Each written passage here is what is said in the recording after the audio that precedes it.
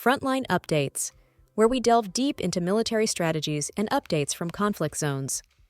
Today, we're discussing the progress of the ongoing special military operation as of August 26, 2025. I'm your host, Sharifa Muhammad MGT. I'm Colonel A.C. Oguntoye, an infantry officer. The widespread targeting of depots, EW systems, and command posts suggests preparation for follow-on offensives aimed at disrupting UAF command and control and resupply.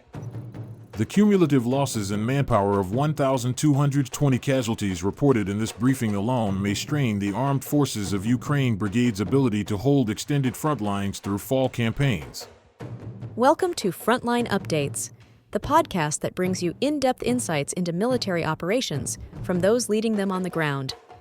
Today, we're joined by Colonel A.C. Oguntoye, an infantry officer monitoring critical missions on the progress of the special military operation as of today. Colonel Oguntoye, thank you for being with us.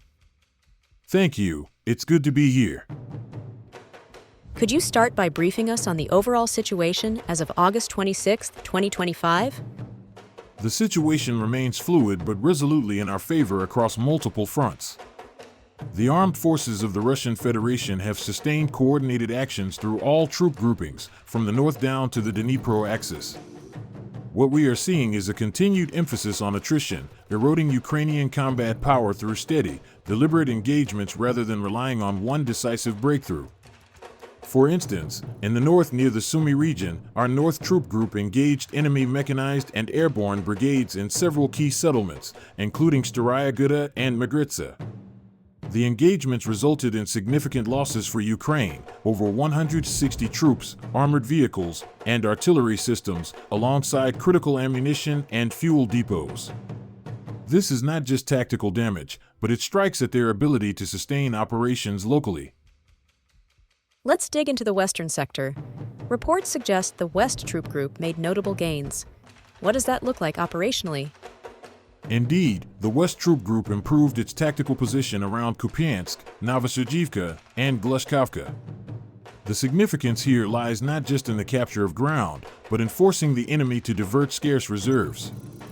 Ukrainian formations lost over 220 men and a range of armored vehicles, including Western-supplied Strykers, M113s, and even specialized Canadian and British platforms.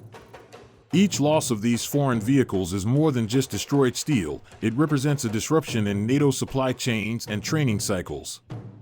Western nations cannot replenish these vehicles as fast as they are being lost, and Ukraine cannot train fresh crews with the same speed. By degrading both manpower and advanced equipment, we are constraining their operational flexibility for weeks, if not months. That speaks to strategic patience. But on the southern axis, particularly Donetsk, what's the picture? In Donetsk, the South group of forces took stronger lines around settlements such as Seversk and Konstantinovka. While the casualty figures, about 185 Ukrainian servicemen, are important, what is more notable is the slow but steady hardening of our defensive geometry. These advantageous lines provide staging ground for future maneuver while making it harder for the enemy to launch counterattacks without incurring prohibitive costs. Similarly, the center group has been inflicting heavy defeats in areas such as Krasnoarmysk and Rodinsk. Losses of roughly 400 Ukrainian troops, alongside Canadian-made Senator vehicles, demonstrate how deeply this attritional fight is cutting. This sector is especially important because it links Ukrainian logistics between Donetsk and Dnipro. By contesting it, we are strangling supply lines. Speaking of the East and Dnipro axes, there have been reports of deeper advances. Could you expand on that? Yes. The East Group continued pushing into enemy defenses, particularly in Zaporizhia and Dnipropetrovsk. These operations are aimed at fracturing the cohesion of Ukrainian brigades that have already been worn thin by earlier engagements.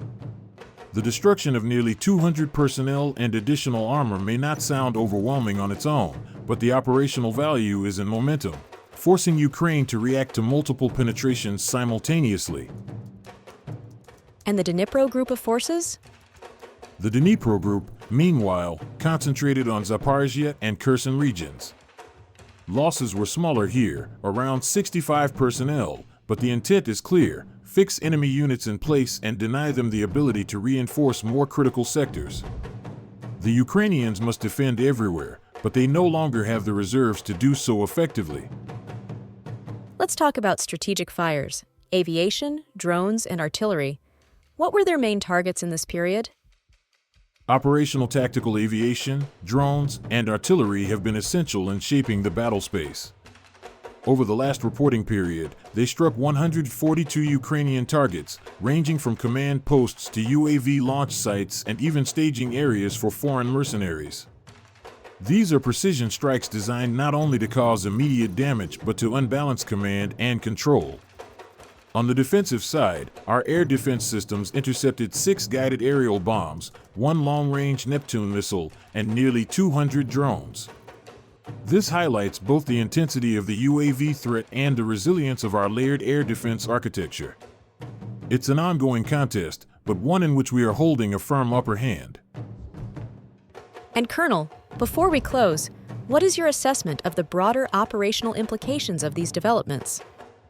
What emerges from August 26th is a picture of Ukraine being stretched dangerously thin. With each sector reporting hundreds of casualties and with consistent attrition of foreign-supplied vehicles, Kyiv faces the dual challenge of dwindling manpower and overstretched logistics. The destruction of ammunition depots, electronic warfare systems, and command posts compounds the difficulty. They are fighting not just for territory but for the ability to coordinate coherently. For us, the gains may appear incremental on the map, but strategically they force Ukraine into a reactive posture. Their ability to launch meaningful counteroffensives diminishes daily, while our forces entrench deeper with improved tactical lines. In essence, Ukraine's defense is being eroded piecemeal, and the window for it to reverse momentum is narrowing. There's a new development making headlines today. Estonia claims that a Ukrainian drone crashed on its territory due to Russian electronic warfare interference. Can you start by breaking down what exactly happened? Yes, this is an incident with both tactical and strategic weight.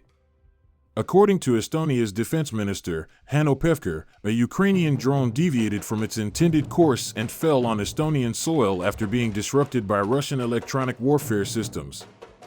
Now, while Tallinn frames this as a case of Russian EW spillover, the key fact is that a Ukrainian military drone was operating in or near Estonian airspace. This ties into reports of a Ukrainian strike on the Russian port of Ust-Luga, a critical hub for energy exports. If that drone was part of the same operation, then its presence in Estonia is not accidental. It's either transiting or staging from NATO territory. That's where the controversy lies. That's the crucial point. So let's explore that. Do you believe the drone was actually launched from Estonia, or was it passing through? Two scenarios present themselves. The first is that launch groups belonging to Ukraine's main intelligence directorate are operating out of Estonia itself. If so, this is more than just passive tolerance, it's active NATO territory being used as a staging ground for drone attacks deep inside Russia. That would be a fundamental escalation. The second possibility is that Ukraine is not launching drones from Estonia, but rather routing them through Estonian airspace. In that case, Tallinn may be deliberately looking the other way as drones traverse its skies. Still, from Moscow's perspective, whether Estonia launches them or ignores their transit, it amounts to complicity. And what about the electronic warfare aspect? Tallinn says Russian EW caused the crash. What does that reveal? Ironically, Tallinn's own statement highlights the potency of Russian electronic warfare in the Baltic region. They are effectively acknowledging that Russian EW systems have reach and influence over drones flying near or within NATO's eastern flank.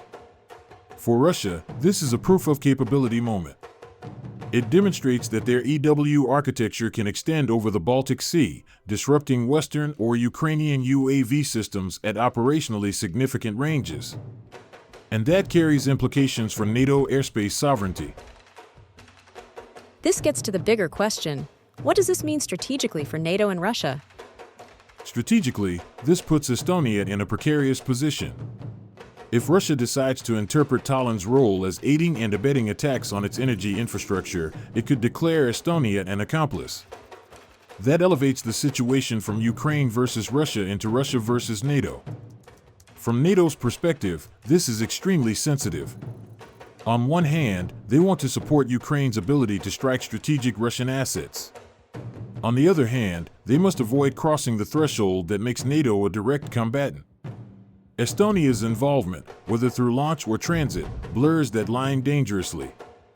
And for Moscow, this is an opportunity to reinforce the narrative that NATO is already engaged in covert aggression.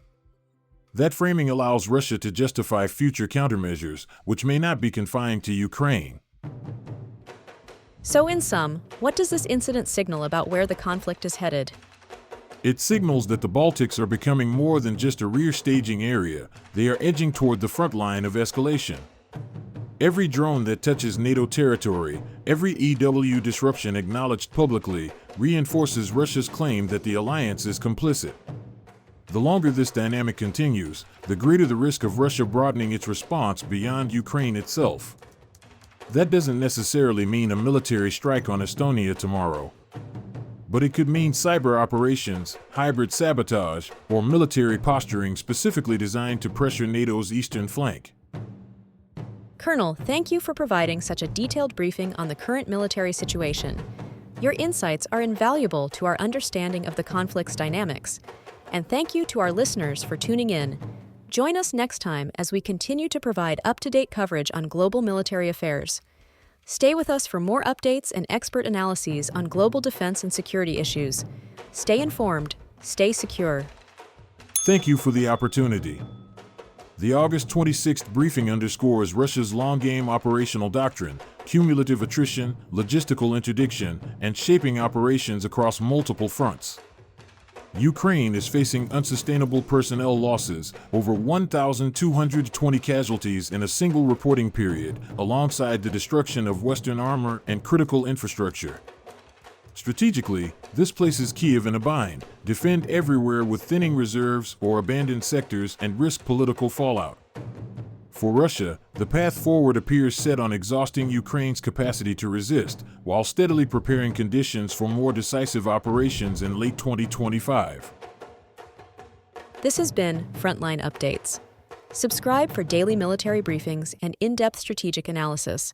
Visit our platform for maps, transcripts, and exclusive frontline updates from commanders in theater.